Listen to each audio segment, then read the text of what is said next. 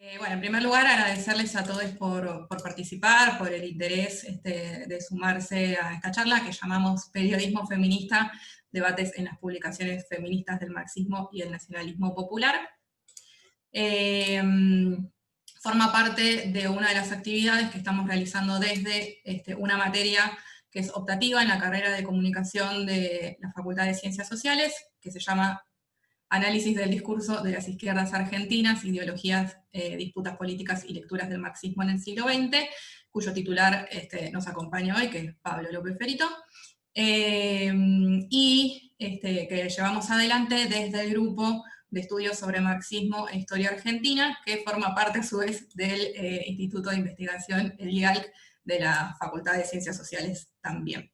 Así que, bueno, para aquellos que estén interesados en participar de estas actividades, ya que el grupo de investigación está abierto para todos los que quieran participar, así que bienvenidos a aquellos que tengan ganas. Y bueno, estas actividades también las hacemos en articulación con las organizaciones estudiantiles de la facultad, que siempre acompañan, que forman parte del Frente de la 15.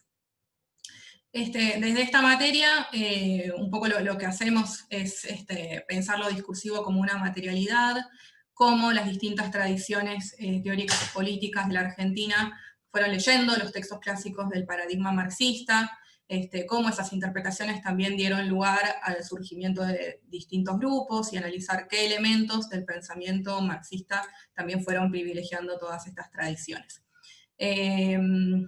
Esta materia, bueno, ya se viene dando en la carrera, y a partir de una demanda estudiantil sentimos la necesidad de incorporar al feminismo como una unidad concreta en la materia, porque los mismos estudiantes presentaban trabajos prácticos al final de la materia que tuvieran que ver con esto, trabajos sobre revistas, como revistas como Vida Femenina, La Voz de la Mujer, Somos. Entonces, bueno, con las compañeras nos propusimos armar esta unidad.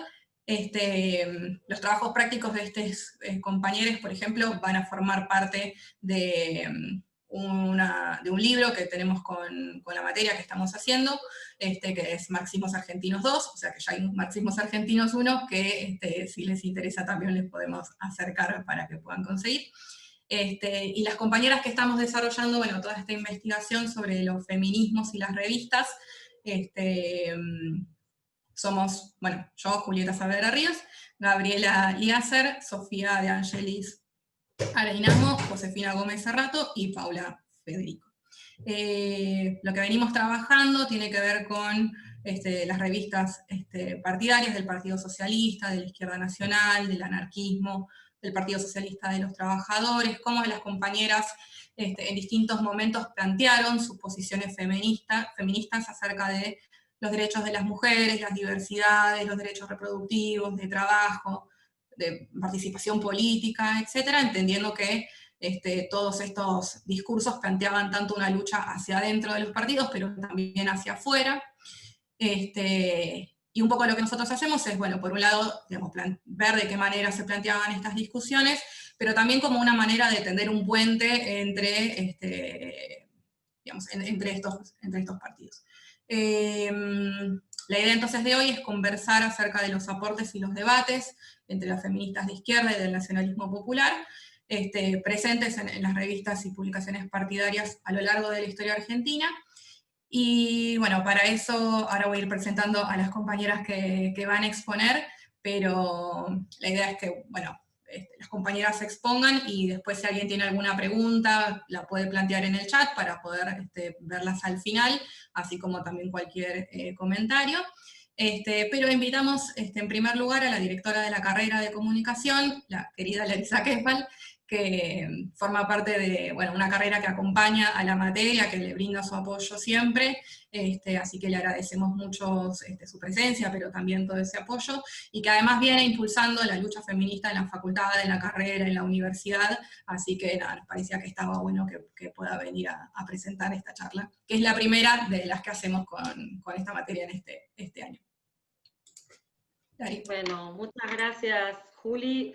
Voy a ser brevísima porque sé que la atención en el Zoom, en el Facebook, en la virtualidad, a veces nos cuesta un poquito más esto que venimos de Zoom en Zoom, de reunión virtual, de clase virtual en clase virtual, así que voy a ser brevísima. Sí, expresar una triple alegría. Por un lado, Pablo y compañeros, bueno, el agradecimiento a presentar esta charla, pero la alegría de que la cátedra, que ha generado tantos espacios de conversación, de debate, de reflexión, pueda tener su continuidad aún en la virtualidad, aún en esta forma, aún en este formato, y seguir promoviendo encuentros, conversaciones y reflexiones, así que la alegría por eso y el reconocimiento fundamentalmente, bueno, a todo el equipo y a Pablo que lidera este equipo.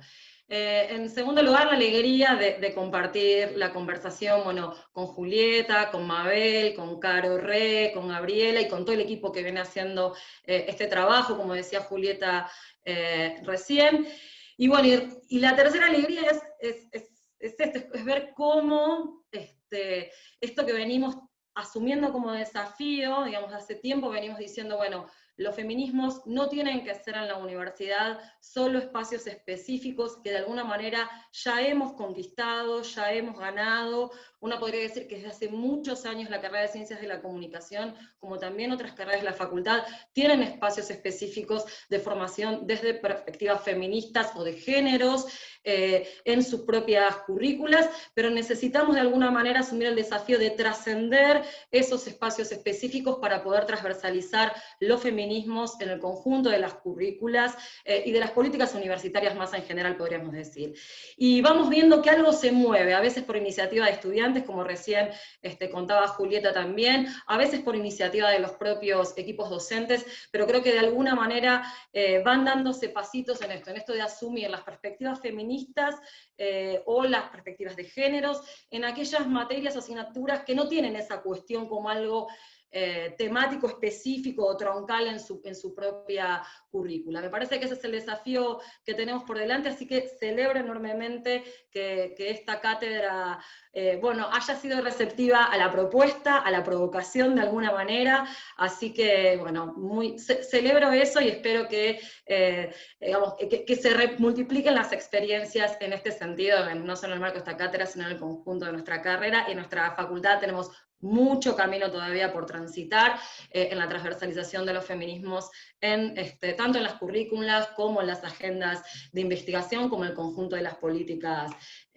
universitarias. Así que bueno, simplemente eso, y ahora sí, escuchar y seguir aprendiendo de estas seguramente historias que nos van a compartir Carolina, Mabel y Gabriela. Gracias. Bueno, muchísimas gracias, Lari.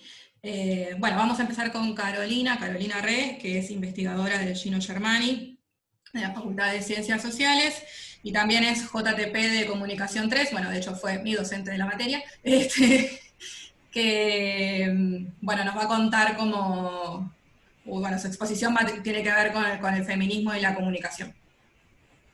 Bueno, ¿cómo están? ¿Me escuchan bien? Esto de chequeo previo, ¿no? De estos medios virtuales que nos tocan hoy en día. Bueno, primero también voy a agradecer la invitación.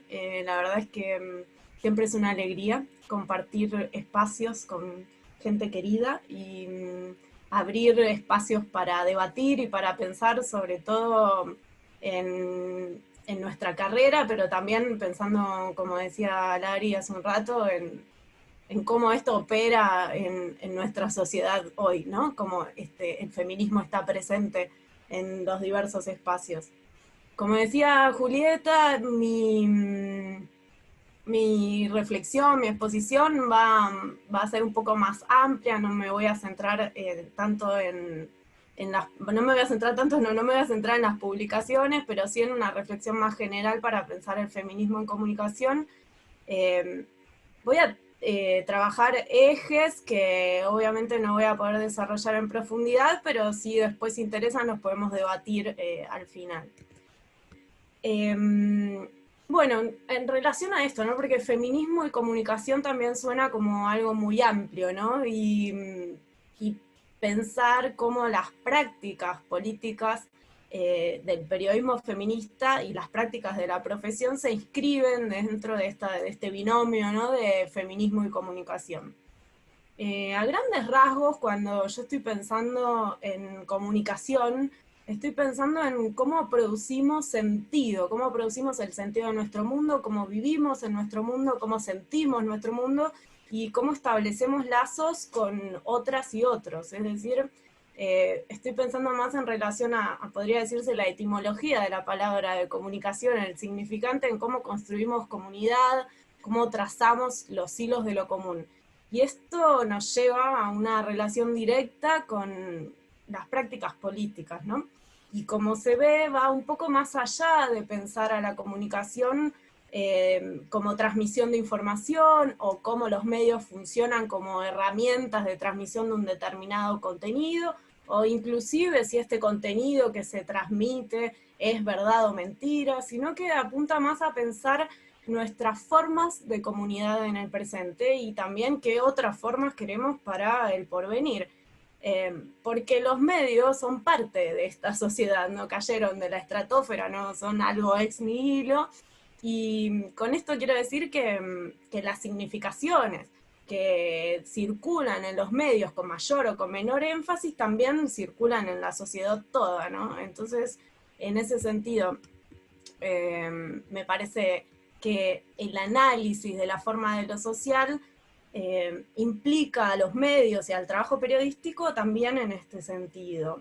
Y que como comunicadoras y comunicadores, esta dimensión significante nos compete directamente, ¿no?, en cómo este mundo se convierte en el mundo que es, digamos, cómo entendemos, cómo construimos, cómo pensamos, cómo sentimos este mundo y no otro. Y en ese punto esta dimensión es completamente objetiva, material, es decir, es constitutiva de toda sociedad, la dimensión significante. Y en este sentido, la dimensión significante no es solamente algo que nombramos o algo, cómo representamos algo de determinada forma, no es una cuestión puramente cultural tampoco, sino que está determinado por relaciones determinadas y específicas en la coyuntura, y que no son solamente simbólicas o dominantemente significantes. Entonces, la dimensión significante como necesaria de lo social implica determinaciones, valga la redundancia, pero además está tramada con una dimensión de lo afectivo. Ahí me parece que el materialismo histórico todavía nos ofrece grandes herramientas para pensar esta relación. Y aunque ya hayamos escuchado millones de veces que en diversos espacios, inclusive en los académicos, que el marxismo está perimido, que fue superado, que ya no tiene nada más para aportar, bueno, yo creo que la lectura de Marx nos permite... más que la lectura de Marx, el materialismo histórico nos permite pensar la forma de lo social hoy, la forma que adquiere nuestra coyuntura, que no es sino histórica, y con determinaciones específicas y articulaciones específicas que también determinan la producción de significaciones, y que la producción de significación también es determinante de esta forma de lo social. Es decir, no hay significaciones culturales así, en abstracto, digámoslo. Y además, otra cosa que me parece importante destacar es que desde el marxismo podemos pensar el entrelazamiento necesario o la imbricación entre teoría y práctica política, porque básicamente eso es lo que nos lleva a pensar estos otros mundos, ¿no?, esta transformación de lo dado. Si nos preguntamos esto, la pregunta de por qué Marx hoy desde un materialismo feminista, yo creo que a la pregunta de por qué leer a Marx hoy, bueno, leemos un Marx feminista, pero un Marx feminista no buscando el feminismo en Marx, digámoslo así, sino qué aportes ofrece el marxismo para pensar el feminismo, y también qué de la práctica política feminismo nos hace releer a Marx desde esta clave de lectura. Por eso, en este punto, el feminismo es un feminismo anticapitalista, y un feminismo que pugna por el estado de las relaciones sociales dadas en el tardo me trabé, en el tardocapitalismo, o que, bueno, lo que comúnmente se llama neoliberalismo. Acá hay todo un debate, ¿no?, con respecto a qué entendemos por neoliberalismo, pero voy a decir lo que no entiendo por neoliberalismo, que es como una ideología en el sentido común del término, ¿no?, como un conjunto de ideas o como un programa, sino que el neoliberalismo es el modo que adquieren las relaciones sociales hoy, ¿no?, cómo se presenta este mundo hoy del que hablaba antes, el modo en que las lógicas y las prácticas toman sentido hoy. Bueno, y acá la importancia, ¿no?, del movimiento feminista materialista en su potencia de transformación. No se trata solamente de un cambio de ideas o de un cambio del punto de vista, un cambio de perspectiva con el que vemos las cosas, sino un cambio en las prácticas, en las búsquedas de este porvenir común otro. Y en estas lógicas y en estas prácticas del feminismo, creo que es el germen de un futuro más igualitario y de un futuro con otras lógicas de funcionamiento. Cuando decimos el futuro es feminista, no porque suponga un linchamiento, sino porque es el movimiento que hoy en día pugna por un cambio estructural de lo social, no solo en relación a la desigualdad de género. Y ahí esto último me parece importante, porque permite ubicar al feminismo y a la vez distanciarse de feminismos como irrupciones eclécticas o que siguen basadas en reivindicaciones sectaristas o inclusive biologicistas que no cambian en absoluto el estado de las relaciones sociales dadas y suponen por el contrario su repetición, pero negociando, compartiendo ciertos espacios de poder o ciertos accesos, ¿no? Entonces, esto en la teoría feminista clásica es lo que se ha llamado el feminismo liberal o el feminismo de mercado, ¿no?, que en sus bases reivindican la libertad individual, el consumo y una igualdad New Age, digámoslo así, porque se refiere básicamente al acceso a los puestos de poder. Además, en este feminismo liberal, lo que se observa es que los modos de subjetivación de este feminismo siguen implicando un afianzamiento de la subjetividad neoliberal en sus facetas como por ejemplo de la autorrealización, el emprendedurismo, la inserción en esta búsqueda de la felicidad constante como norma, ¿no?, el goce como imperativo. Pero a diferencia de esto, podemos ver el potencial, por ejemplo, de nuestro feminismo, el feminismo latinoamericano. Son sus prácticas, sus lógicas colectivas que tejen una nueva política en donde la construcción de lo común abraza al otro, en donde hay lugar para una construcción común que es heterogénea y no homogeneizante, no anulando el goce del otro, podemos pensar desde el psicoanálisis. Bueno, esto también lo sabemos bien los latinoamericanos cuando pensamos, por ejemplo, en la colonización o el imperialismo, ¿no?, la completa domesticación y negación del otro. Y en este punto el feminismo es antineoliberal porque emerge, porque abre en las grietas pasos hacia nuevas formas de lazo social. Formas en donde el mundo literalmente cobra otro sentido desde sus prácticas, nuevas formas de lazo social basadas en una lógica del cuidado, nuevos sentidos y afectos comunes que no tienen que ver con la escalada de violencia del neoliberalismo, con demandas autoritarias, con la hiperindividualización, la demanda del ya, con la meritocracia, básicamente no tienen que ver con ningún proceso de desdemocratización, si lo pensamos con Balibar. Entonces, bueno, ¿qué supone entonces este feminismo, pero anclado en esta coyuntura neoliberal?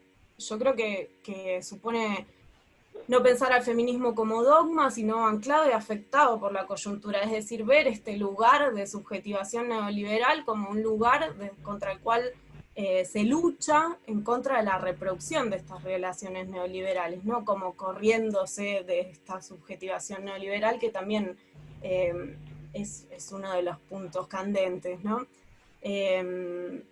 Y en este sentido la teoría marxista me parece que aporta también, porque afirma que el sexismo y la opresión de género está fundada en las condiciones materiales y no es un efecto de las condiciones materiales.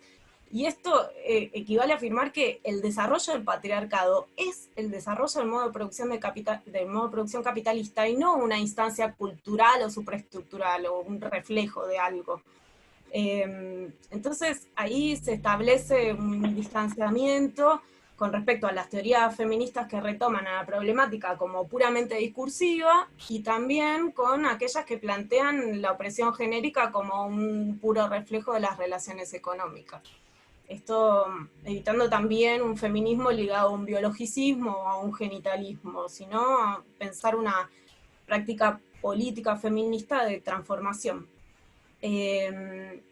Y ahí a mí me sirve para pensar la teoría de la ideología de Althusser, que nos permite pensar tanto la construcción de este mundo como una relación entre representaciones reales, imaginarias, dice Althusser, es decir, que inscribe dentro de cómo vivimos, cómo pensamos al mundo, a la intervención de los sujetos. No se tira por la borda al problema del sujeto y a los modos que adquieren las subjetivaciones en la coyuntura.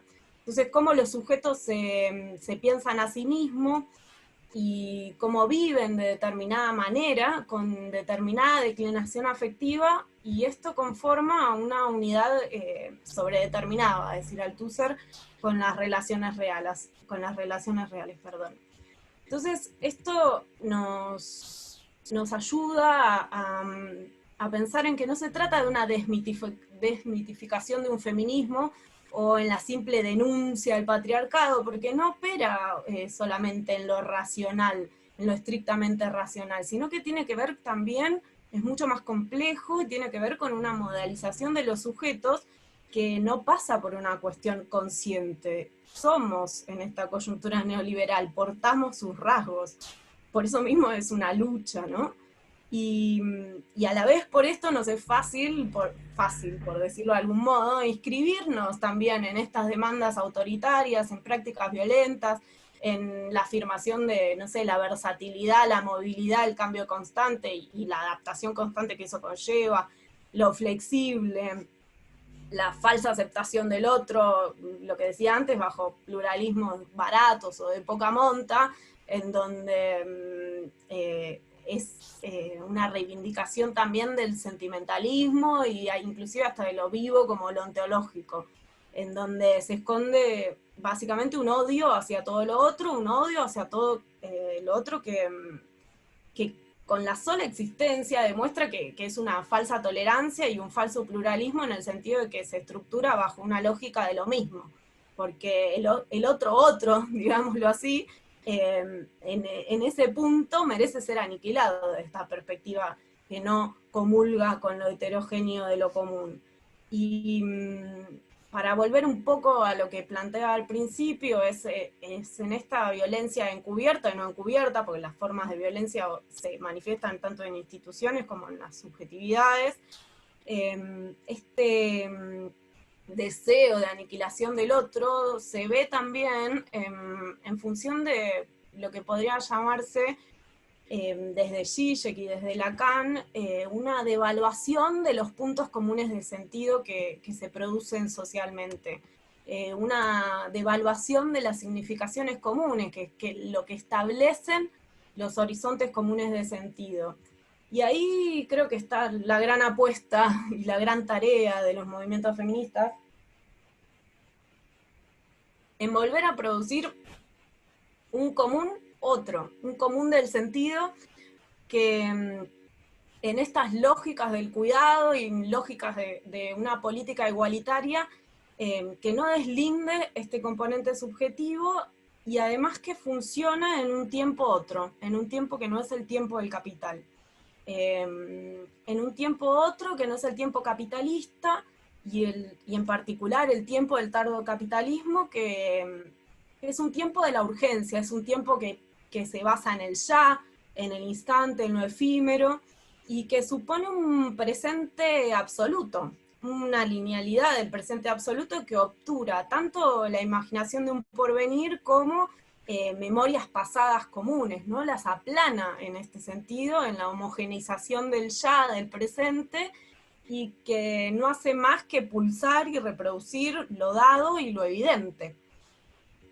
Bueno, para mí, volviendo entonces al tema que nos convoca en relación al periodismo feminista, yo creo que se está haciendo un gran trabajo en este sentido y que es un proceso lento y sin descanso, porque no solo se ubica en la denuncia y en el reclamo, sino en la construcción de este sentido común otro, ¿no? Disputando el de la ideología dominante hoy.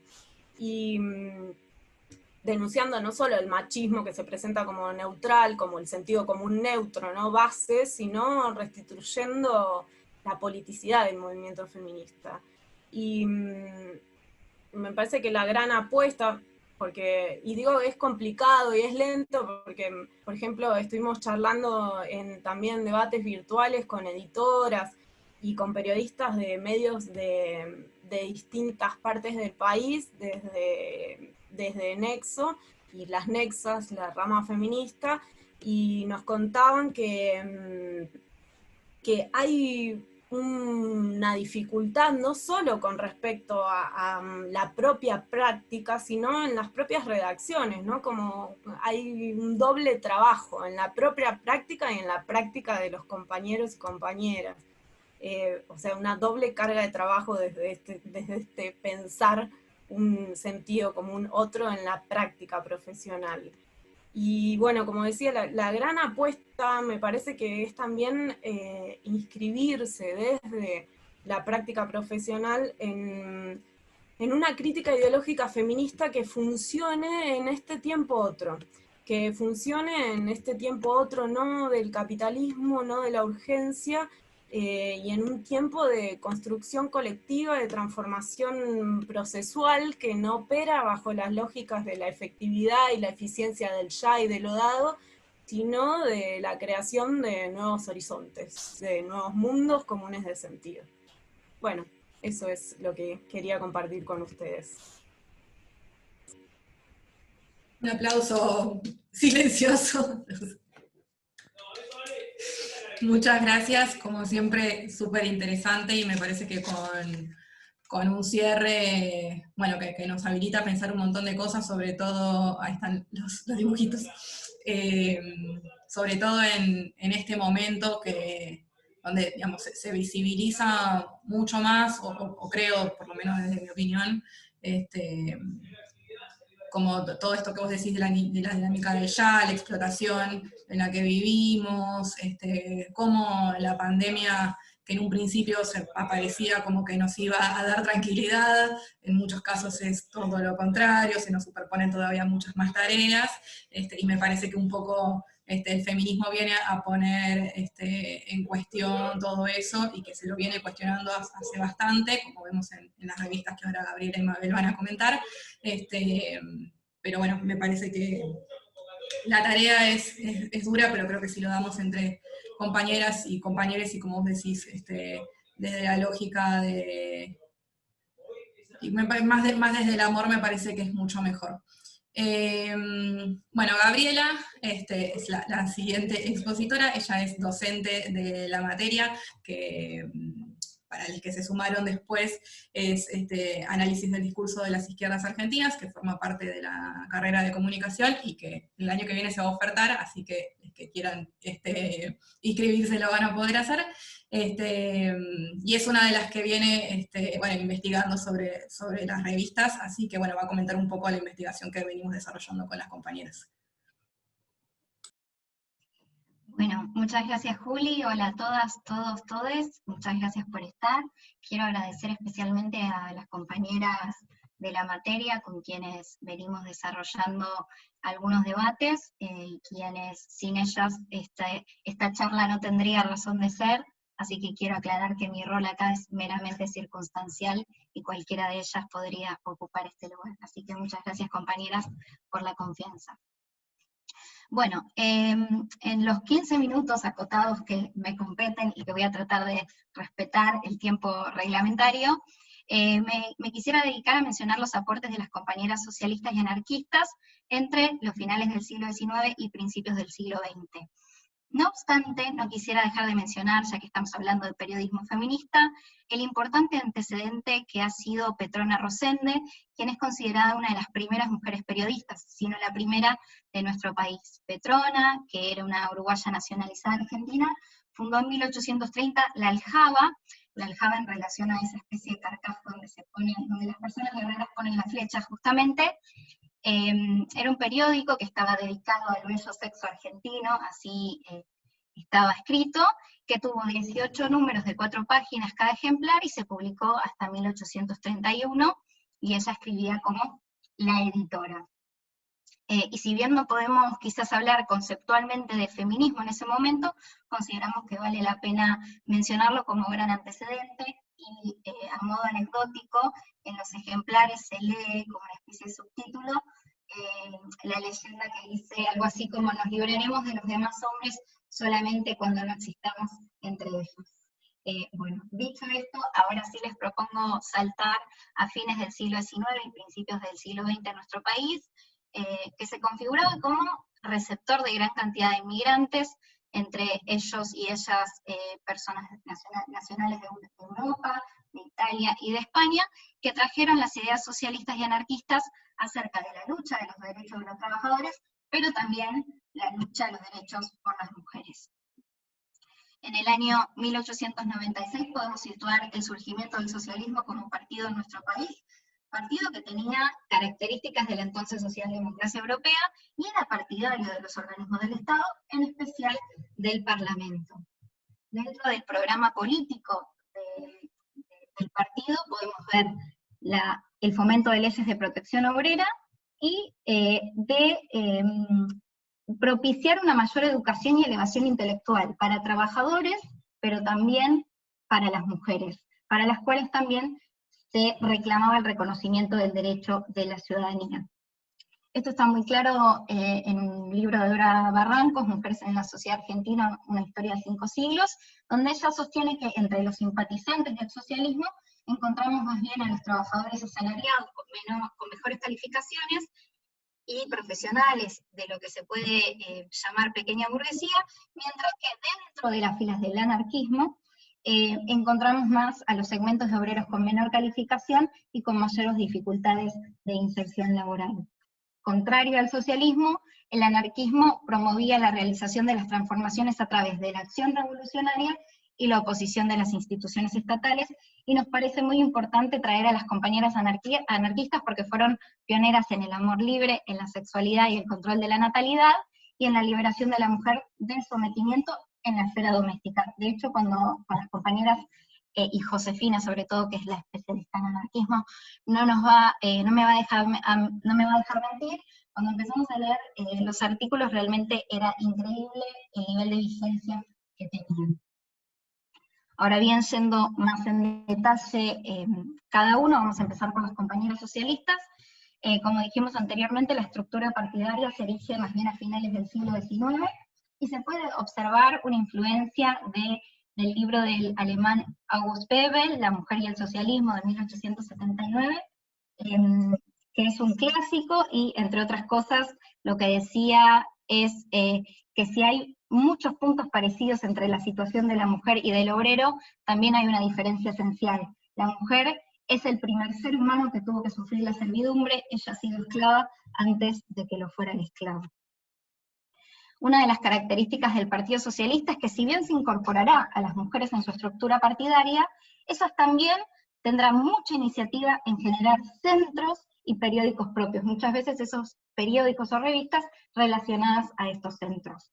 Como para mencionar algunos, tenemos el Centro Socialista Femenino, fundado en 1902 en Buenos Aires, donde se destacaron las hermanas Cherkov, Adela, Mariana, Eugenia, Carolina Musili y Raquel Mesina, y las líneas de acción que giraban en torno al apoyo al divorcio, a la promoción de los derechos de madres obreras, de las madres pobres con numerosos hijos, y la necesidad de otorgarles asignaciones especiales para quienes estaban en estas situaciones.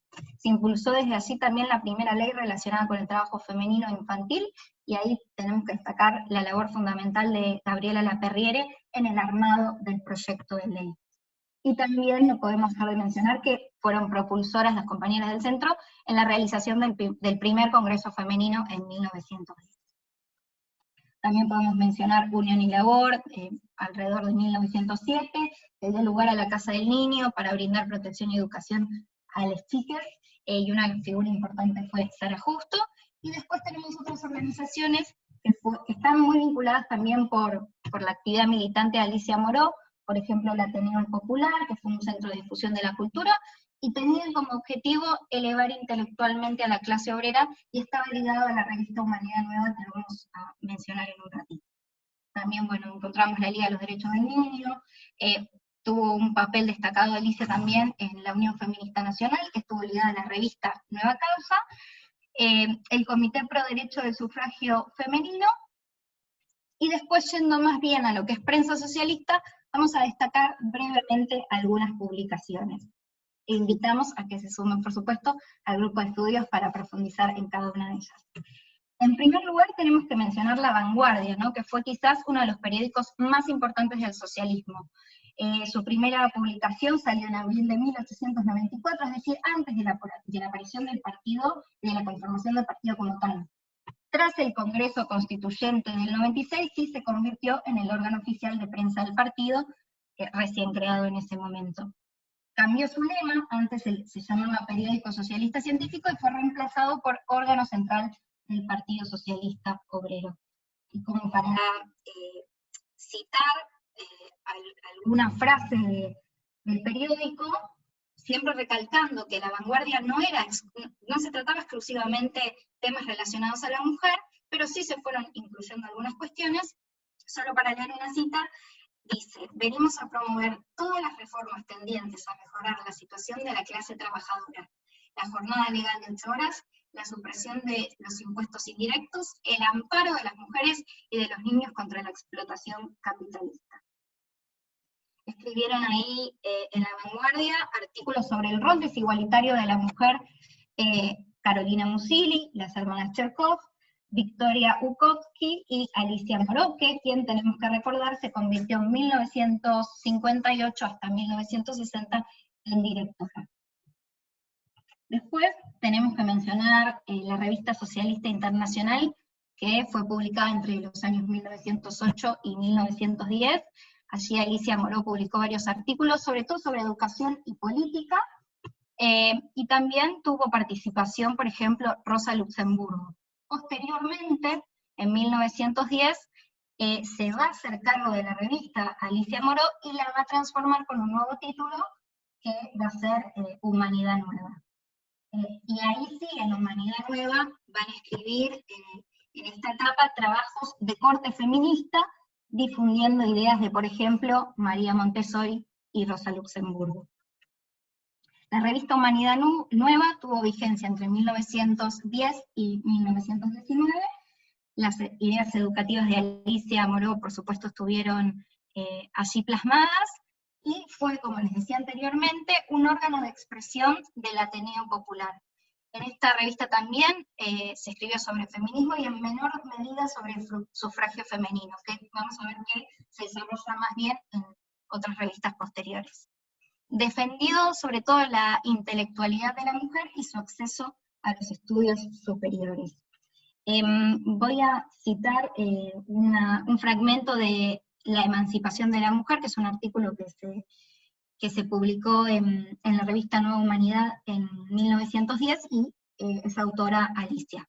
Dice: las consideraciones fisiológicas que se han hecho sobre el sexo femenino, a propósito del movimiento realizado a favor de la mujer, han sido desmentidas por la historia, han sido contradichas por la experiencia de los hechos ocurridos en el transcurso evolutivo de los siglos. No hay que exagerar la trascendencia fisiológica de los sexos. Si la mujer no ha producido hasta ahora en idéntica medida que el hombre, es porque ha vivido, es porque aún vive en un medio especial, distinto por completo al que actuó y actúa el hombre. Entonces, ¿cuál es la propuesta? La propuesta es generar mayor educación en las mujeres. Ahora, ¿para qué? ¿Para qué mayor educación? Primero, para elevar su condición como sujeto social, pero también la educación estaba ligada mucho a la educación de los hijos, la educación que debía realizar la mujer con respecto a sus hijos para el futuro del socialismo. Es decir, correr un poco la crianza e introducir la cuestión de la educación. Es decir, que no hay un cuestionamiento, por lo menos no tan explícito en ese momento, del rol de la mujer como madre. Siguen unidos. Escribieron en esta revista también Carolina Musili y Francisca Joyce. Después, a partir de 1919 y hasta 1921, encontramos la revista Nuestra Causa. En 1919 dejó de publicarse Humanidad Nueva, tras 10 años de actividad, y Nuestra Causa era una revista mensual de la Unión Feminista Nacional dedicada a exaltar la acción de la mujer en todos los campos, desde la cultura y el arte, e incluso los problemas sociales y políticos. Petrona Eile fue la primera directora de la revista. La revista abogó, se podría decir, incansablemente por el derecho de la mujer al voto, a la participación activa en los movimientos políticos del país, y a la posibilidad de ocupar cargos públicos. Es decir, estaba más bien centrada en los derechos políticos de las mujeres, aunque también sí se trataban otros temas como, por ejemplo, educación sexual, divorcio, entre otros. Cabe destacar que era un espacio multipartidario, si no solamente participaban las compañeras socialistas, ligado al Partido Nacional Femenino y a las compañeras socialistas. Participaron Alicia Moró, pero también Julieta Lanteri, Adela Salaverry, incluso Alfonsina Storni. Como nota de color, podemos decir que cada ejemplar tenía 25 hojas, pero que las numeraciones eran continuas, es decir, el primer mes estaba numerado del 1 al 25, a partir del segundo mes del 26 en adelante, entonces podríamos juntar todas las publicaciones del 1 al 300 como si fueran un libro. Bueno, tampoco quisiera olvidarme de mencionar Vida Femenina, que fue una revista que tuvo lugar entre 1934 y 1943, fue dirigida por María Luisa Berrondo, integrante del Comité Ejecutivo del Partido Socialista, y también tenemos que recordar que fue en 1951 candidata a diputada nacional por la Capital Federal junto con Alicia Moreno Justo. Algunos temas que se abordó fueron las crisis económicas, el crecimiento del militarismo, el fascismo, el antisemitismo en Europa y la guerra civil española. Pero también cuestiones más locales como la pobreza, el bienestar de la madre y el niño, la falta de justicia social y económica para la mujer trabajadora, y bregaban fuertemente por la equiparación de las mujeres en la vida política y cívica de la Argentina. Sí había algunos artículos como por ejemplo de corte y confección, algunos dicen que es más magacinesco, y agregan texto y a su vez imagen, cosa que no vemos por ahí en revistas anteriores. No vemos publicidad, pero sí vemos algunas otras cuestiones interesantes como, por ejemplo, clasificados. Con respecto a esto, recomiendo leer un texto que fue presentado en la jornada de Sociología el año pasado de Melissa Falcón, quien fue estudiante de la materia, y bueno, su texto igualmente va a estar publicado en Marxismos Argentinos 2. Bueno, rápidamente, porque seguro se me va a terminar el tiempo y me va a tocar el gong, no quiero olvidar de mencionar a la revista Tribuna Femenina, que fue fundada en 1916 por Carolina Musili, quien escribía bajo un seudónimo, y tampoco quisiera dejar de mencionar a Ciudadana, que se publicó entre 1956 y 1957, que correspondía a la Unión de Mujeres Socialistas, en la cual Berrondo y Moró también tendrán un papel protagonista. Y ahora bien, yendo a las compañeras anarquistas, el feminismo de las anarquistas ha sido definido como Dora Barrancos como un feminismo contra feministas, ¿no? Porque las anarquistas veían en las feministas de entonces valores burgueses de un orden que justamente ellas querían o procuraban eliminar, ¿no? Y preferían llamarse libertarias. Las anarquistas estaban en contra del Estado, del orden jurídico, del capital y la religión, pero sí le dieron mucha cobertura a lo que nosotros diríamos feminismo, pero no con el fin necesariamente de otorgar derechos políticos, sino en contra del yugo patriarcal, del padre, del marido, del patrón y del cura. Estas cuestiones quedaron muy claras en las publicaciones, vamos a mencionar dos, La Voz de la Mujer y Nuestra Tribuna. En el caso de La Voz de la Mujer, surgió hacia fines de la década de 1890, se destacaban Virginia Woolten, Teresa Marchisio, Pepita Guerra, Ana López, y la problematización giraba en torno a las relaciones jerárquicas y desiguales entre el varón y la mujer en el ámbito de la estructura familiar. No fomentaban el divorcio porque de base cuestionaban el matrimonio burgués. Ante eso proponían la unión y la disolución libres. Quisiera leerles muy rápidamente un extracto de una publicación de 31 de enero de 1896 que se llama Amemos, no luchemos, de Pepita Guerra, que realmente es increíble la actualidad que tiene. Dice: el amor no puede ser eterno, ni inmutable y fijo. Luego, si éste tiene un término, ¿qué queda en esa impía institución que dura lo que de la vida? ¿Qué quedará cuando el amor termine de vuestro matrimonio?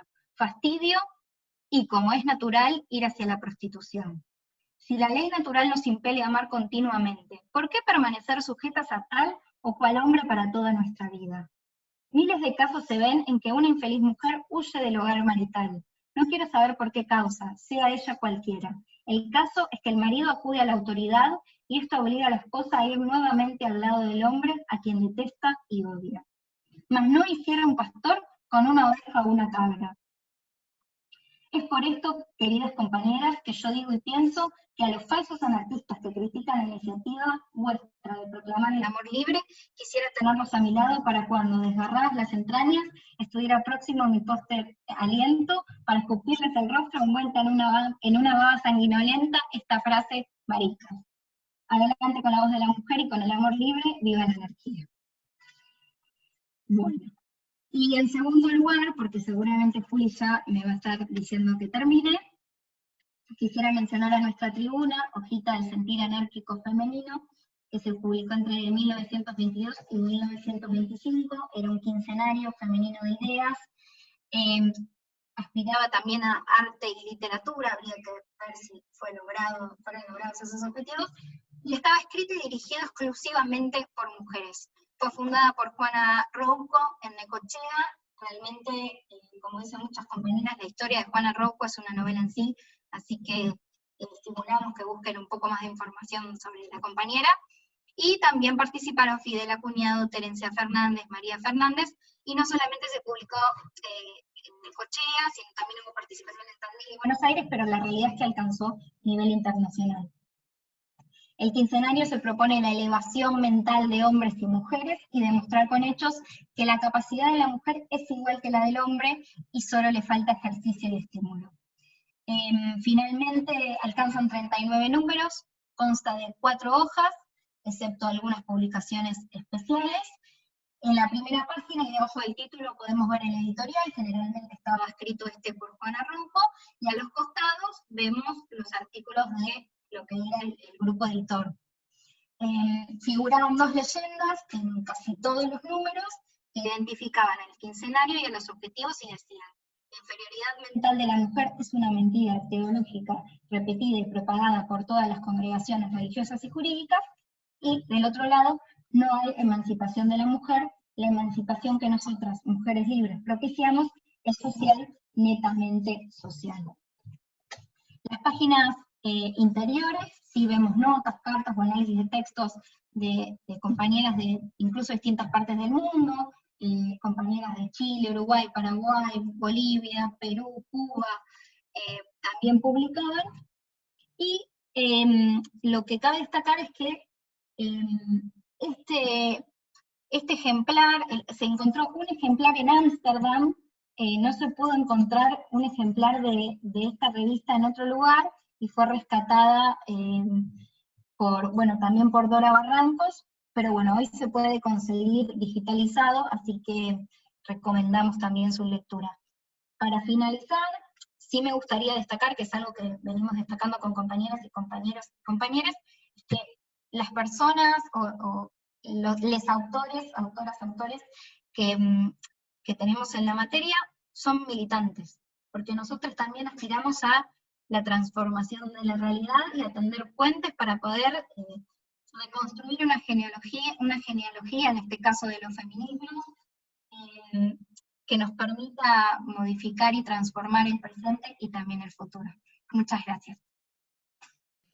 Bueno, diciendo súper interesante, Gaby, me siento un poco como el meme Spider-Man, porque es un poco lo que investigamos entre todas, pero estuvo, nada, por supuesto que es súper interesante y me parece que es súper claro cómo fuiste describiendo las distintas discusiones que daban las compañeras en distintos momentos y de distintos lugares, y me parece que un poco mostraste un poco lo que decía Carolina respecto a cómo la construcción de sentido se traduce en práctica política, y cómo también está determinada por la coyuntura y que hay que pensarlo, todos esos discursos en contexto. Ahora, bueno, le damos la palabra a Mabel Bellucci, que es activista feminista y queer, y va a hablar de las revistas de los 70. Bueno, ante todo, muchísimas gracias por la invitación. Bueno, yo he trabajado durante 15 años sobre mujeres anarquistas. Hice una primera investigación que en la cátedra en el UASIT de Dora Barrancos, que se publicó en 1987, que es la huelga de inquilinos y la intervención y la participación de las mujeres anarquistas. Salió publicado en Sixo, que era una edición de izquierda de Beba Valdés, en 1987.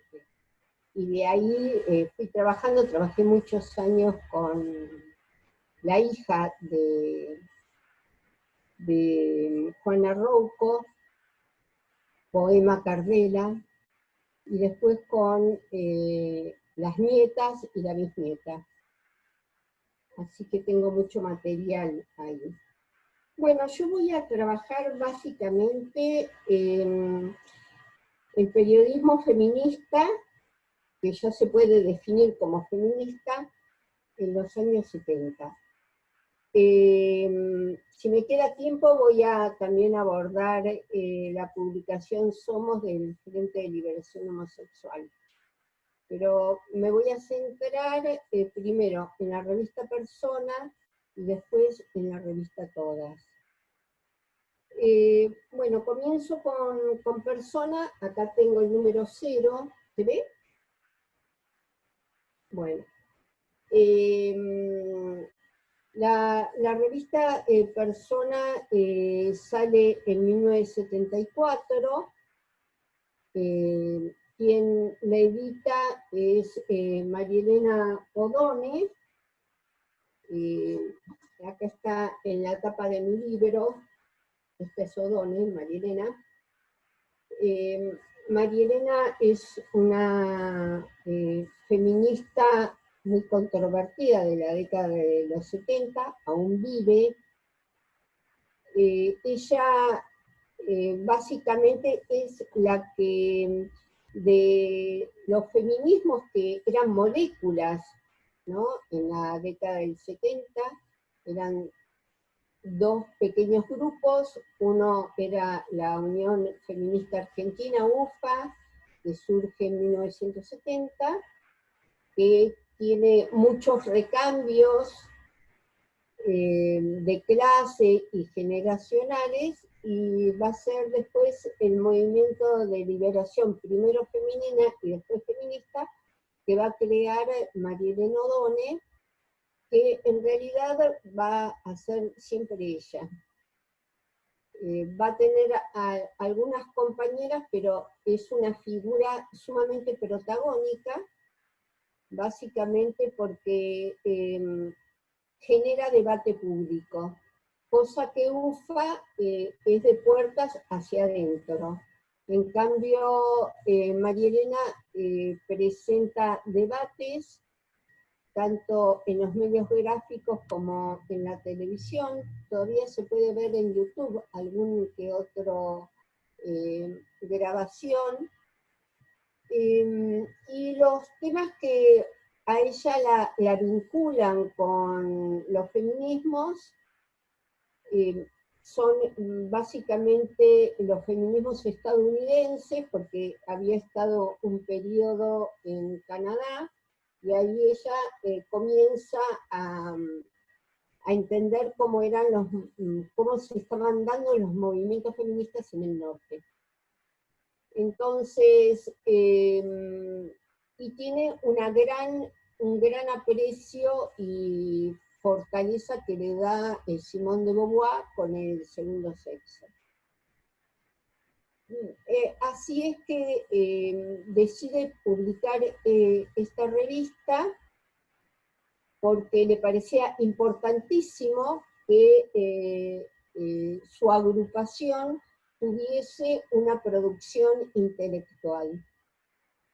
Cosa que UFA, al tener discusión hacia adentro, nunca sacó ni presentó los debates a nivel público. Bueno, Odone va a trabajar los debates más relacionados a los feminismos del norte, entre ellos las sexualidades, básicamente la anticoncepción. Recuerden que hacía poco que había surgido la pastilla oral, que era un método muy cuestionado dentro de las corrientes feministas en Estados Unidos, justamente por lo que hacían los laboratorios en experimentar con mujeres pobres, básicamente con chicanas, con puertorriqueñas, con mujeres que estaban internadas en lugares tanto de salud mental como en geriátricos.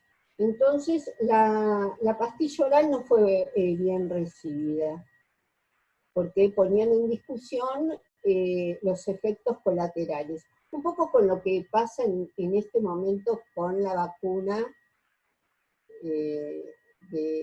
contra la COVID-19, ¿no? Que se está experimentando en países pobres como es en Brasil y Sudáfrica, en las comunidades negras.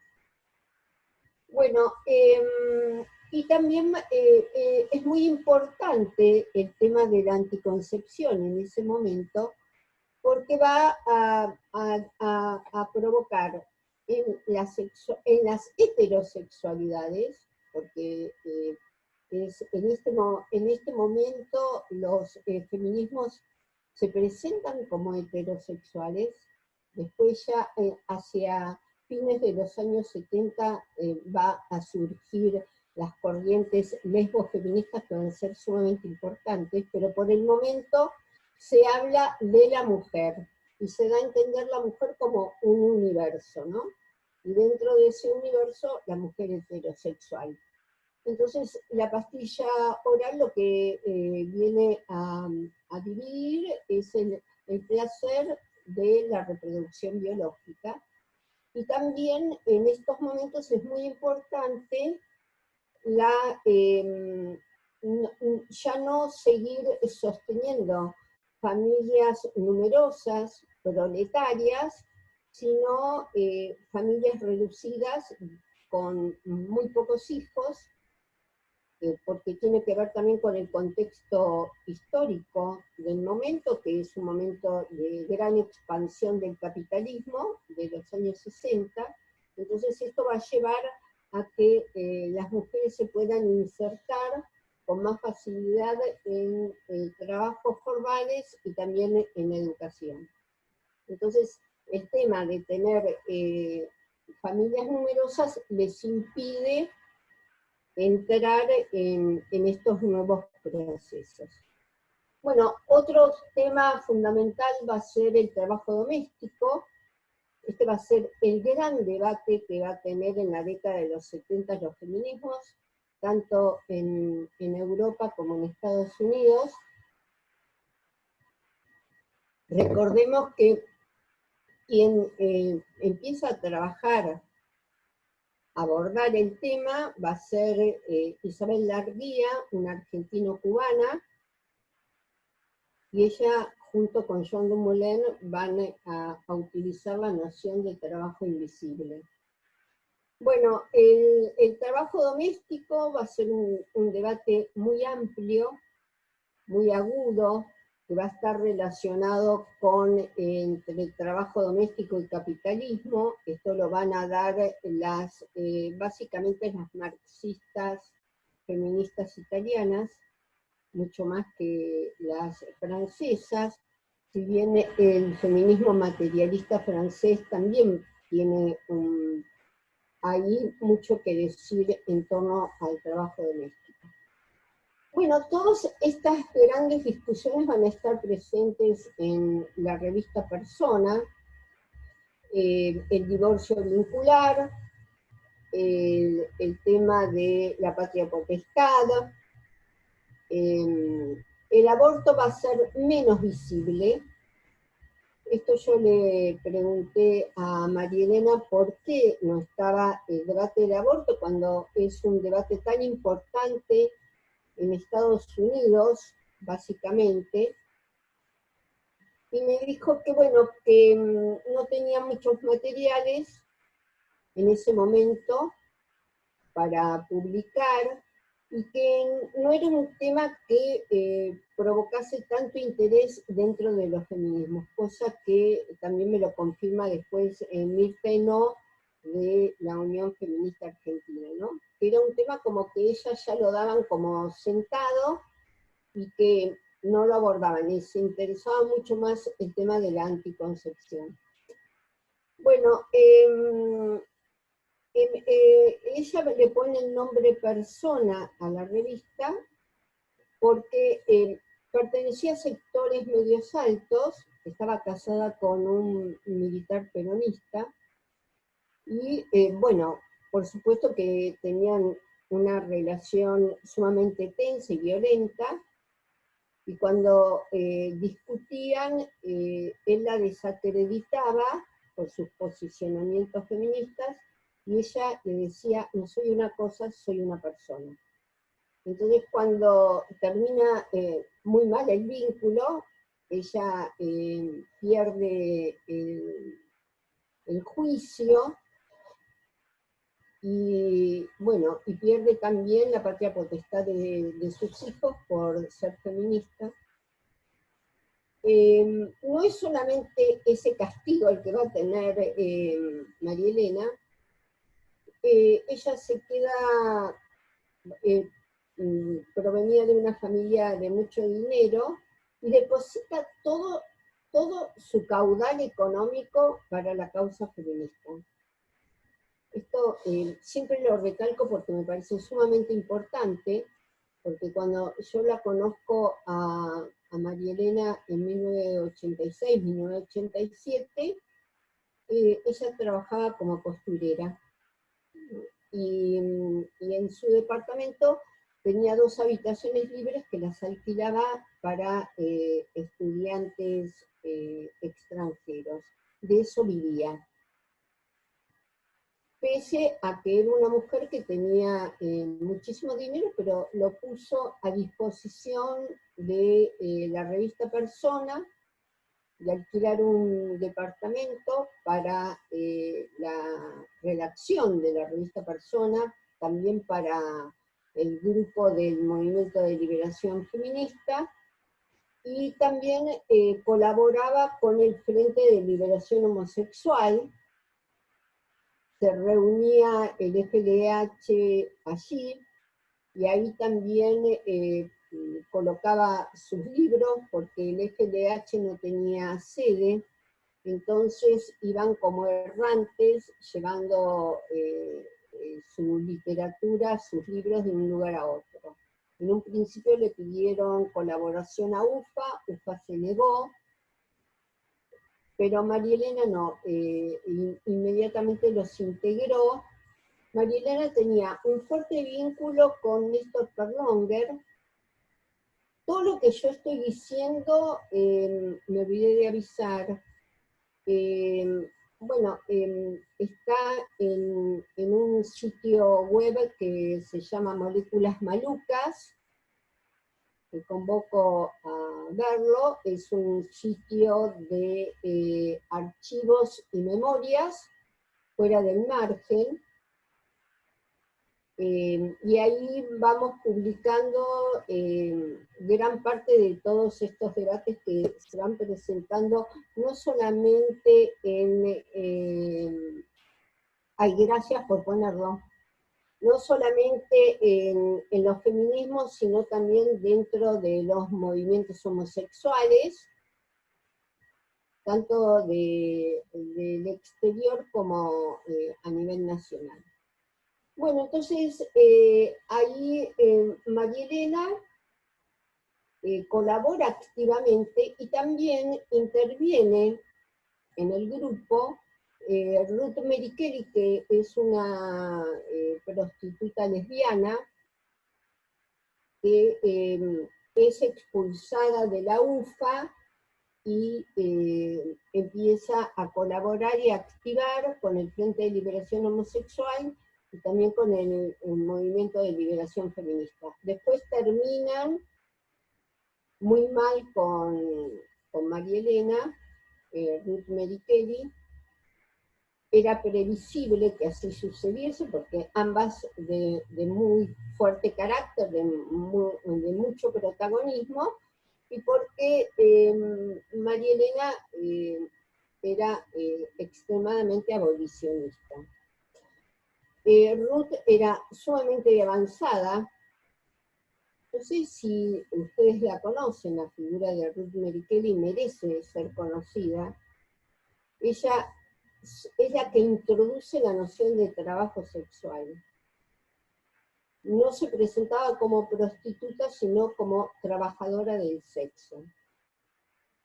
Y además, muy interesante este cruce que hace entre trabajadora del sexo y lesbiana. Bueno, la primera volanteada que aparece sobre aborto, acá está, ¿la ven? ¿Se ve? Bueno, va a darse en 1974.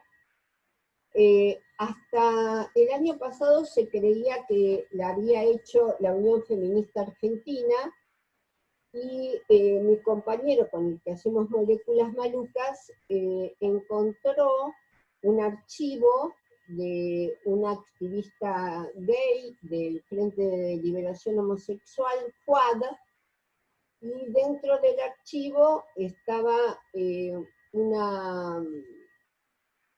como una bitácora que tenía FUAD, y ahí FUAD va a contar cómo es esta volanteada, es decir, que la volanteada se hizo con el Frente de Liberación Homosexual, con algunas compañeras de UFA y con Ruth Merichelli. Entonces deciden hacerla por la calle Corrientes y también por el Bajo, hasta que, bueno, viene la policía y lanzan todos los volantes como pueden y se van. Perdón, es en 1972 la volanteada. Después la revista va a seguir de manera discontinua, no es una revista regular, y va a seguir hasta 1982. Van a ser 12 números. Acá está el último número, que es muy interesante, que está dedicado, ¿la ven? Que está dedicado a la Guerra de las Malvinas. Apenas se produce la Guerra de las Malvinas, María Elena presenta esta revista dedicada contra la guerra, su posicionamiento antibelicista, y Néstor Perlonger va a escribir algo maravilloso, que es este artículo, Todo el poder a Lady Di, militarismo y anticolonialismo en la cuestión de las Malvinas. Esto lo consiguen en Google, lo googlean. Bueno, quienes van a colaborar en esta revista van a ser feministas que después van a tener una trayectoria a partir de los años 80. van a colaborar dos psicoanalistas reconocidas, como es Ana María Fernández y Graciela Sicos, María Elena Walsh, la poeta Hilda Rice, Maggie Velotti, bueno, una serie de compañeras que en ese momento no eran muy conocidas, pero que y también van a estar Sara Facio, la famosa fotógrafa que aún hoy vive, y después también Alicia D'Amico. Es decir, que tiene un equipo sustentoso y va a colaborar asiduamente también Néstor Perlonger bajo el seudónimo de Víctor Bosch. En Moléculas Malucas, en la nota anterior publicamos una grabación que encontramos, que mejor dicho, encontró Juan en un archivo, que era una grabación de cassette, que era un debate entre Néstor Perlonger y María Elena Odone en torno a los feminismos, pero básicamente al debate de la prostitución y de la pornografía. Yo lo transcribí, entonces esta nota va a tener la transcripción y abajo va a estar la grabación. Es sumamente interesante y convoco a que se la vea. Bueno, y ahí esta publicación va a salir después con ciertas dificultades, porque al principio María Elena Odone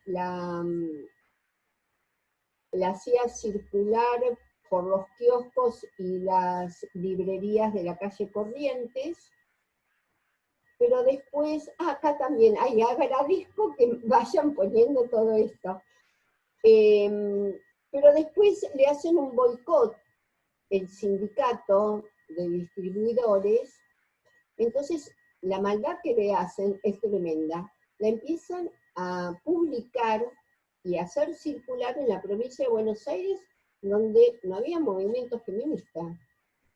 Es decir, que María Elena no podía decir absolutamente nada, porque la hacían circular, pero no en las zonas donde se esperaba que circulase.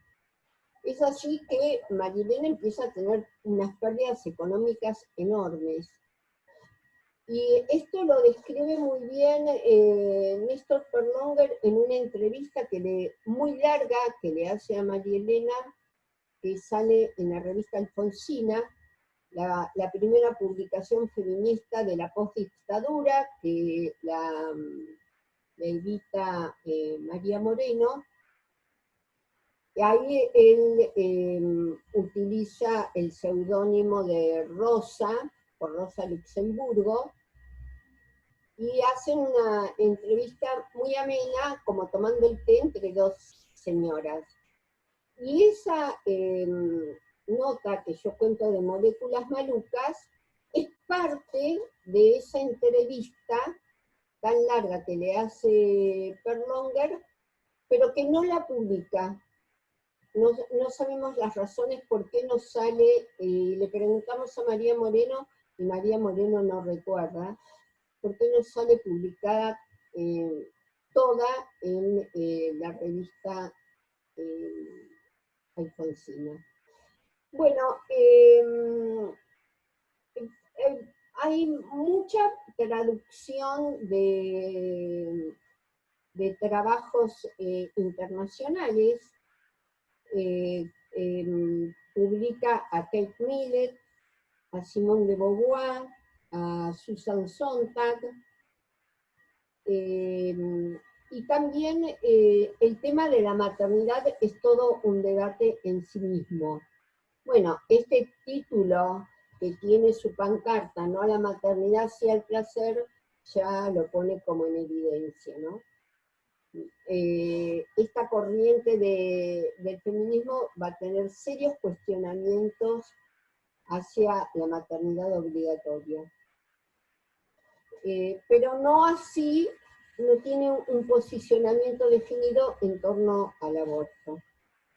Bueno, acá vamos a ver que hay una discusión muy fuerte contra la Iglesia Católica, contra el Estado y los partidos políticos. Si bien María Elena tuvo una vinculación estrecha también, no solamente con el Frente de Liberación Homosexual, que era un grupo muy radicalizado entre las izquierdas y el anarquismo, también María Elena estuvo muy vinculada al PST, al Partido Socialista de los Trabajadores.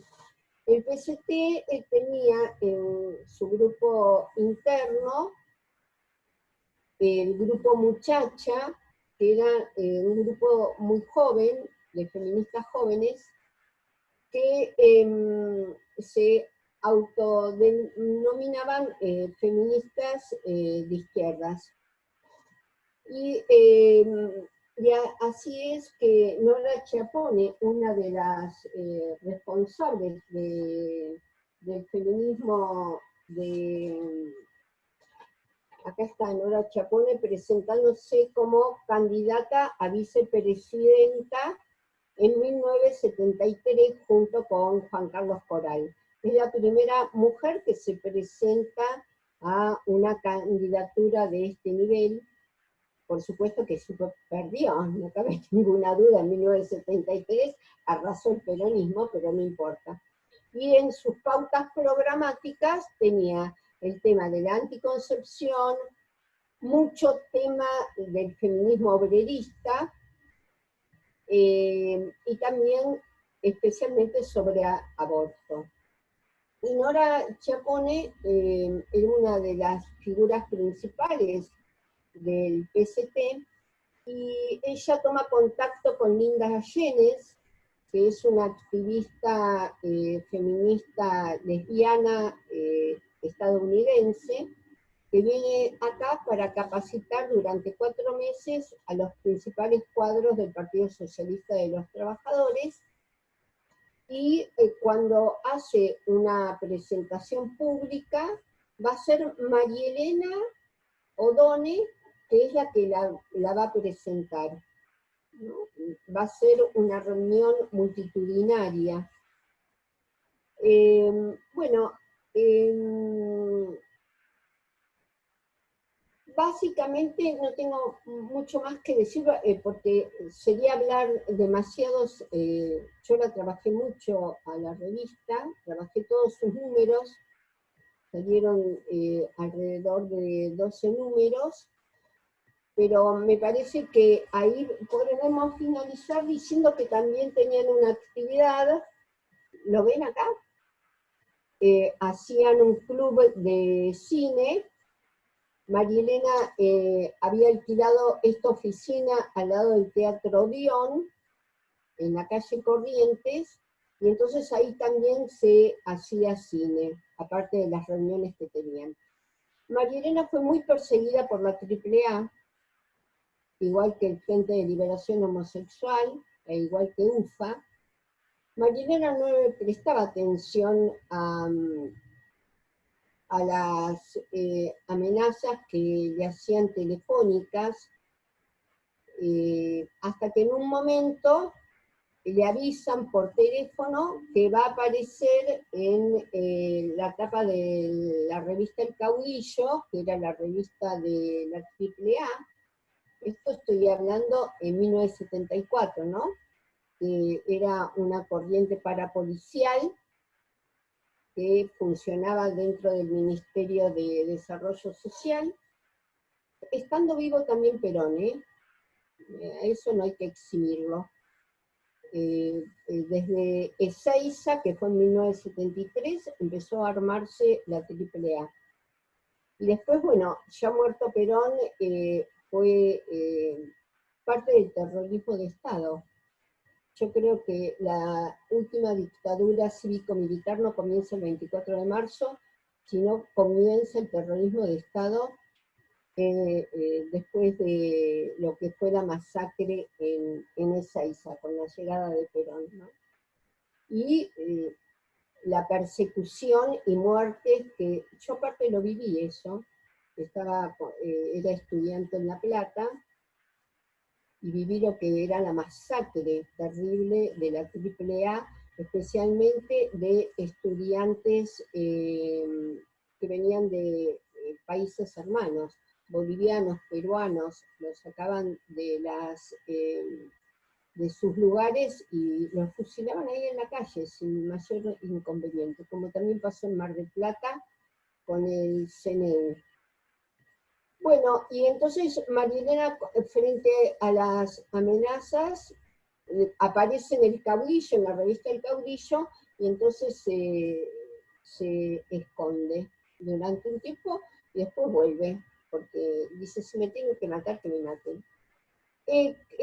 También intervino en el grupo de política sexual, que es el primer artículo que sacamos en Moléculas Malucas, es un ensayo que hicimos junto con Catalina Trevisace. El grupo de política sexual es un grupo que se arma de estudio en 1972.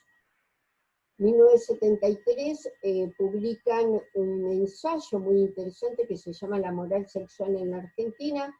Este es el trabajo que hicimos con Catalina, analizar la moral sexual en la Argentina, y después sale el famoso manifiesto Sexo y Revolución. Esto sale desde el grupo de política sexual, que era integrantes del Frente de Liberación Homosexual, junto con María Elena Odone, con Hilda Rice, con Marta Migueles y con Sara Torres. Y durante el gobierno de Perón sacan una resolución que prohíben el uso y la difusión de los métodos anticonceptivos, básicamente de la píldora oral, ¿no? Esto va a durar hasta el gobierno de Alfonsín, la prohibición del uso y la difusión de la pastilla oral, y va a cerrar una cantidad de programas que había en los hospitales públicos, alrededor de 14 programas sobre planificación familiar. Perón argumenta en el decreto que Argentina tiene un territorio muy extenso, con muy poca población, y que va a ser invadida por Brasil, justamente por la gran cantidad de población que dispone. No sé de dónde salió semejante posición tan bizarra, pero bueno, con ese argumento fue muy difícil conseguir la pastilla oral, pese a que no era fácil tampoco comprarla antes de este decreto, porque para comprarla había que tener triple receta, había que mostrar que se tenía anillo de casamiento, ¿no? Había muchas dificultades para conseguir la pastilla oral. Bueno, y este grupo, que era un grupo de estudio, y que hicieron estos dos famosos, un ensayo y un manifiesto, salen a la calle a denunciar el tema de la prohibición de la pastilla oral, y también empiezan a activar en distintas actividades que se desarrollaban de sexólogos. En ese momento era muy importante la carrera de sexología. Bueno, con esto cierro Persona, y voy a ir a una revista que es maravillosa, que acá la tengo, que se llama Todas. Yo lo que hago es trabajo de archivo, ¿no? junto con testimonios. Bueno, Todas es una revista maravillosa que sale en 1979, porque básicamente me dedico a trabajar los grandes acontecimientos que se fueron dando durante la dictadura cívico-militar, es decir, durante el incilio, la gente que no se fue al exilio, y que se quedó en el país, pero no es que solo se quedó guardada, sino siguieron activando. Y esta revista es una muestra de ello. Sale en 1979, es un grupo de feministas del Partido Socialista de los Trabajadores, del PCT, y quien la dirige va a ser la famosa periodista policial Marta Ferro. Ella era lesbiana, poeta, titiritera y una periodista de guerra. Trabajó muchísimos años en Crónica, en Flash, en el diario de Montoneros, La Voz. Bueno, y comienza su carrera básicamente con esta revista. Era un grupo de militantes que querían tener una publicación con el objetivo de, primero, hacer feministas las compañeras dentro del partido. Las distintas corrientes trotskistas siempre tuvieron, a diferencia de lo que fue el Partido Comunista, ligazones con los movimientos feministas y también con los movimientos homosexuales. Esto se puede ver tanto en Estados Unidos, en Nueva York, como en París. Bueno, y entonces deciden tener esta publicación, y es muy rara esta publicación, porque si bien es una publicación semiclandestina, se compraba en los kioscos. Ellas tenían una oficina en la calle Piedras y Avenida de Mayo, y también se compraba, tenía un precio, no es que se la repartía gratuitamente. Y también estaba puesta a disposición de sectores medios, querían llegar a sectores universitarios, y a mujeres sindicalistas, docentes, bancarias. Bueno, si uno mira la revista y la lee, no se da cuenta que es del Partido Socialista de los Trabajadores. En ningún momento hay algún asomo en torno a un posicionamiento político partidario. Es una revista básicamente de literatura. Tiene muchísimos artículos feministas que ellas mandaban a traducir. Y bueno, por supuesto, toda la importancia que le van a dar a Simone de Beauvoir. Y también tienen una sección dedicada a historiografía de mujeres, que es muy novedosa, que es la primera vez que se ve en una revista feminista una sección sobre historiografía de mujeres. Van a abordar el tema del sufragio en Europa, y también mucho va a estar vinculado con el tema de violencia. Esto va a ser como un tema crucial para ellas, el tema de la violencia, ¿no? En ese momento se llamaba violencia doméstica, violencia familiar, y hay artículos donde se va a encontrar los casos, las situaciones, cómo se resuelve, cómo los movimientos feministas abordan el tema de las violencias en Londres, en Francia, en Italia y también en América Latina. Bueno, esta publicación también va a tener un gran significado porque va a colaborar una periodista estadounidense, Pamela Wheaton, que yo la entrevisté, que vive en New York, y Pamela trabajaba en el diario El Herald. Y entonces, ustedes saben muy bien que el diario El Herald básicamente se abocaba a las denuncias de los detenidos desaparecidos y estaba a disposición de los organismos de derechos humanos. Entonces Pamela, por lo tanto, hacía las rondas de los jueves con los organismos de derechos humanos, y de ahí que toma contacto con Marta Ferro y empieza a colaborar activamente para que esta revista se conozca a nivel internacional. Y es así que en algunos movimientos feministas de Estados Unidos, especialmente de New York y de Chicago, llegan a conocer a esta revista.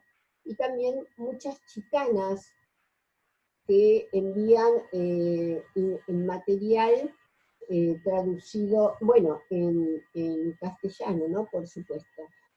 Y esta revista va a tener difusión.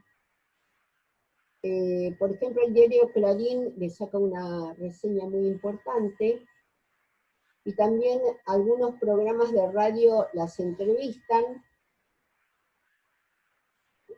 Yo pienso que la figura de Pamela Wheaton les va a permitir mucha visibilidad. Después deciden cerrarla, dura un año. Van también a activar las hermanas Susana y Graciela Saldúa, que están vinculadas al trotskismo y son parte de la corriente de Nora Cortiñas. Yo también activo con Nora Cortiñas y con ellas. Y bueno, abruptamente la deciden cerrar debido a que el partido ya consideraba que se le iba de las manos esta publicación. Si al principio tenía un objetivo, después fue tomando su propia dinámica y manteniéndose de manera muy independiente del partido. Entonces ya no recibían el apoyo económico del partido, por lo tanto, bueno, toman la decisión de cerrarla. No sé, creo que cubrí el tiempo, ¿no? Sí, está bien. Muchas gracias. Gracias. La verdad es que muchas gracias por compartir todo tu conocimiento sobre este tema, porque la verdad es que aporta un montón. Me parece que además, bueno, nosotras justamente somos como, bueno, militantes jóvenes, que me parece que es importante que conozcamos y pongamos también en el debate como la historia que precede, que tomamos. Es fundamental. Cuando quieran, yo puedo ir a dar una charla. Genial, sí. Eligen el grupo y no tengo ningún inconveniente. Acá está la autobiografía de María Elena. Yo perdí el libro original que ella me lo había dedicado, entonces, bueno, tuve que sacar una fotocopia.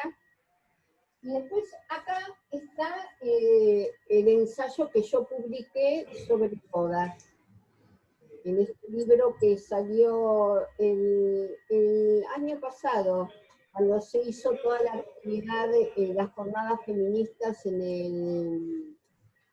el teatro, no me acuerdo cuál.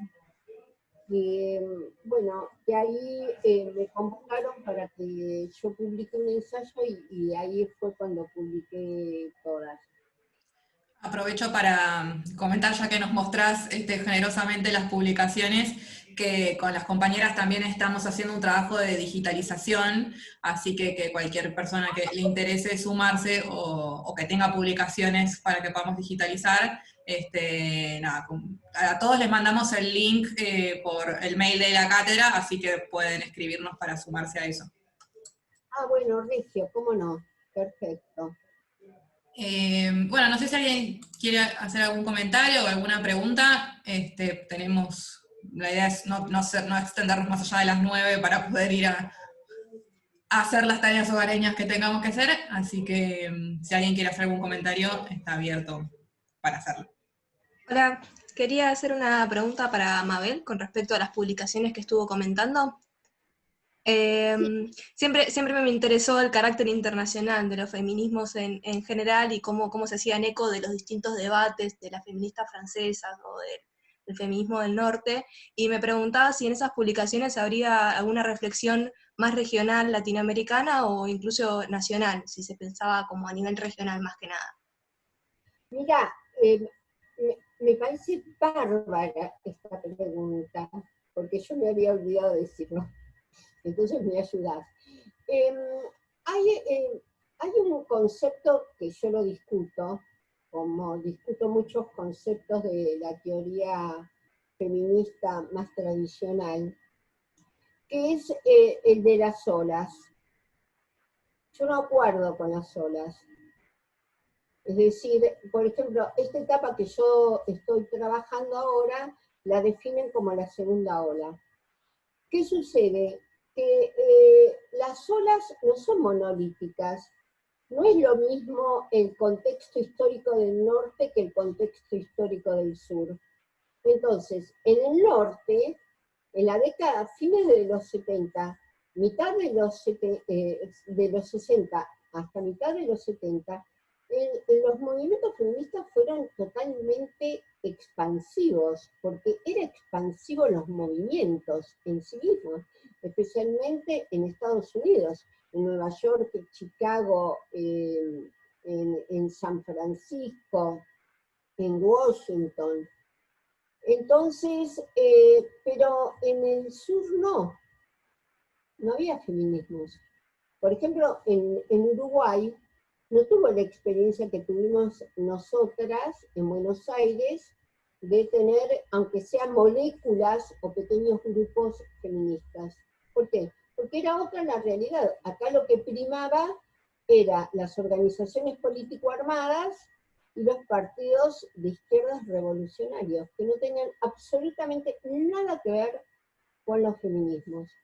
Y la mayoría de las mujeres jóvenes activaban, pero activaban dentro de los partidos políticos revolucionarios, dentro de las organizaciones político-armadas, en las villas, en los movimientos del tercer mundo, etcétera, etcétera. Pero no se les ocurría para nada los feminismos, no lo tenían ni siquiera en la cabeza. Esto hace que entonces no haya ningún tipo de relación con los acontecimientos nacionales, porque ¿qué podían leer las feministas a nivel nacional?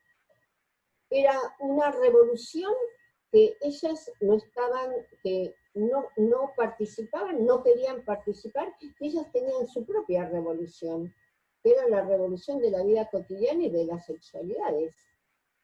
Cosa que en los otros movimientos tenían una visión macro de la revolución. Entonces, de ahí que no hay casi, sí hay en la revista Todas, hay alguna que otras comentarios, pero no hay artículos relacionados, primero que no había movimiento de mujeres, no había movimientos feministas, entonces era muy difícil y estaban como muchas más atraídas por la gran producción teórica como activista del norte y también de Europa, especialmente de Francia e Italia, que eran los feminismos más de izquierdas, básicamente el de Italia. El de Francia fue un movimiento feminista mucho más burgués. de ahí que yo no acuerdo que encierren en la segunda ola tanto al norte como al sur, porque fueron procesos muy diferentes que atravesamos. Y en la década del 70, nosotras que vivimos fue dictadura cívico-militar en todo el continente. Entonces, menos aún iba a haber movimientos feministas. Sí, por ejemplo, hubo acontecimientos, como cuento, la aparición de todas, y también en 1979, Gloria Bonder, la psicoanalista, hace una gran, en el Instituto Goethe, ofrece sus instalaciones y hace un gran seminario internacional, la situación de la mujer. Y ahí se produce una conjunción entre aquellas feministas que venían de la década del 70 y nuevas corrientes que empiezan a emerger a partir de 1979, especialmente investigadoras de institutos privados, ¿no? Como puede ser el CEDES, el CENEP, que surgen en 1975-1974. Y ahí hay grupos de investigadoras, como es el caso de Silvina Ramos, y empiezan a encontrarse a partir de ese gran evento que se desarrolla en el Instituto Goethe. Pero no aparece, y tampoco aparece regional, porque tampoco había a nivel regional, con excepción, por ejemplo, de una figura tan importante como fue Isabel Darguía, que activó en Cuba todos los años 70, pero por ejemplo, Cuba era antifeminista a muerte. ¿Por qué? Porque consideraban que el feminismo era una penetración o una de posicionamientos imperialistas de Estados Unidos. Entonces Vilma Espín, que era la principal referente de la Federación de Mujeres Cubanas, tenía un posicionamiento totalmente antifeminista. Decía que en esa sociedad, en la sociedad socialista, no se iba a reproducir las desigualdades como se daban en la sociedad capitalista. Y era muy mal visto en Cuba, como en gran parte de la Unión Soviética, ser feminista.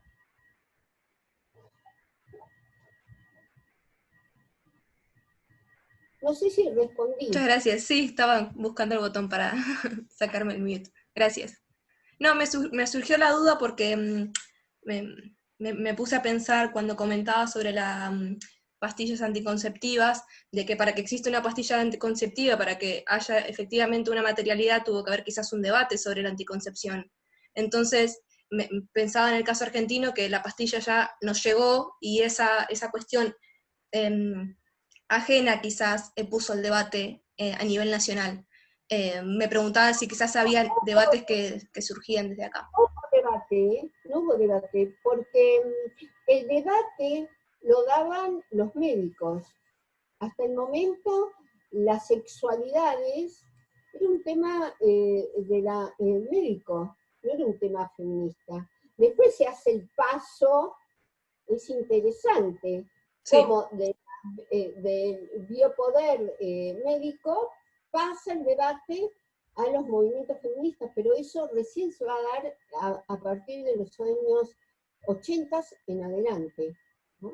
El tema de las sexualidades, el tema del aborto. El aborto se va a dar recién cuando llega Dora Koledesky, una compañera trotskista que se había exiliado en Francia, y ella está en todo el proceso de las campañas de legalización del aborto, y cuando llega a Buenos Aires se da cuenta que todavía en el movimiento feminista no estaba el debate del aborto. Por más que había muchos debates, pero no estaba el debate del aborto. Era más importante el tema de la participación política para muchas feministas, porque querían ingresar muy rápidamente a las instituciones. Entonces había 4 temas que había que bajar para entrar, por ejemplo, al Estado, que era, por un lado, el aborto, por el otro lado era el lesbianismo, la prostitución y la pornografía. Entonces, cuando llega Dora, en 1987, inmediatamente arma la Comisión por el Derecho al Aborto. Con ese grupo ya queda instalado el debate del aborto, porque lo tenía en su propio lema, Comisión por el Derecho al Aborto.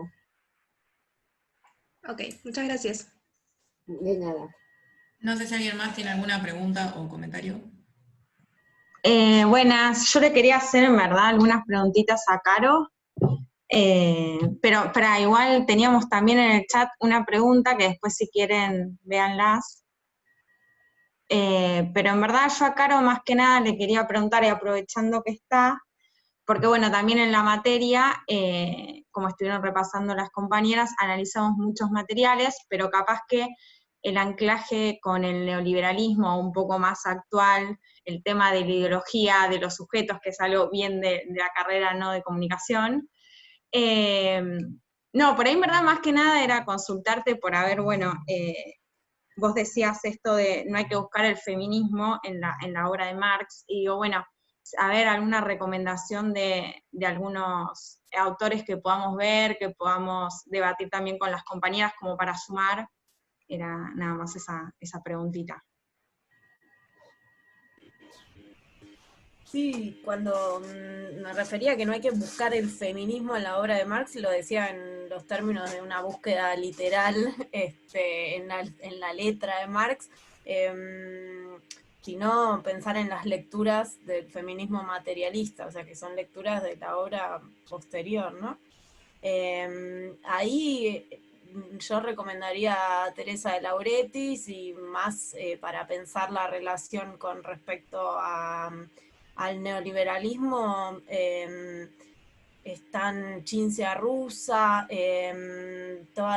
Nancy Fraser, que están trabajando más bueno, Tati Bhattacharya, que están trabajando más en relación a esto que yo planteaba con respecto a pensar al feminismo también en la temporalidad que implica una coyuntura, ¿no? En esta sobredeterminación de elementos que conforman un todo social. Bueno, y después los clásicos ya para pensar la relación con respecto a la reproducción y a cómo fue históricamente el lugar de las mujeres en este sentido, bueno, los clásicos de Calibán y la bruja, y los de Federici, ¿no? Los libros de Federici. Como para plantear un escenario, como para empezar en relación a lo que yo planteaba, ¿no? Sí, buenísimo. Ahí también vi que lo publicaron en el chat del de Engels, El origen de la familia. Sí. Genial. No, que no escuché lo que dijo Mabel, que justo se superpuso. No, que decía el de Engels, que es fundamental para todas las nuevas corrientes feministas, porque las primeras corrientes feministas estaban vinculadas a los marxismos, ¿sí? Después se separan de los marxismos y arman corrientes paralelas, que es justamente la corriente separatista, que va a ser tan fuerte en la década del 70. Pero tienen una formación marxista, todas ellas, incluidas las feministas de la región, todas tienen una formación marxista. Ni siquiera peronista, nacionalista, no, marxista. Y básicamente el tronco del corpus teórico que van a tener con los feminismos va a ser el psicoanálisis y el marxismo. Escuela de Frankfurt. No, no son, a ver, son feministas que, si bien son activistas, pero ya vienen con una formación previa. Por ejemplo, el caso de Mirta No. ¿No? Esperen que tengo el libro acá de Mirta No, sí. Mirta No murió la semana pasada. Yo le dediqué un artículo a Mirta No. Las mujeres dicen basta. Este es el primer libro feminista que sale en el Cono Sur, en 1972, en noviembre de 1972. Y ella escribe un ensayo que se llama La mujer y los cambios sociales, y es un ensayo de corte marxista. Y también va a estar Isabel Lardía, que va a reproducir su texto sobre trabajo doméstico que había salido en la revista de Casa de las Américas. Entonces, yo también publiqué en Facebook la carta que le escribe Mirta No a Isabel Lardía pidiéndole permiso para publicar en este libro su artículo sobre trabajo doméstico. Pero todas ellas, Mirta No también viene del trotskismo, palabra obrera. Ella activaba en el diario del partido y estaba en la parte de relaciones internacionales. No, pero Silvia Rivera Kusikanski es más tarde, es más tardía en Bolivia. Yo estoy hablando finales del 60, principios de los 70.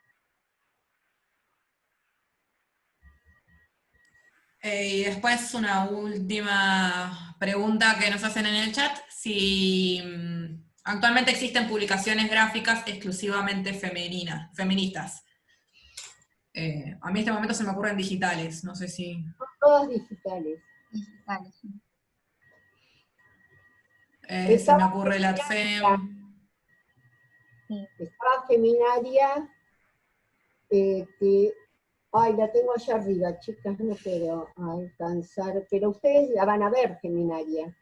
Es una colección muy importante de teoría feminista de los años 90, que sacó Lee Fletcher, una investigadora estadounidense, que se radicó en Buenos Aires, y Jutta Marx, otra investigadora alemana.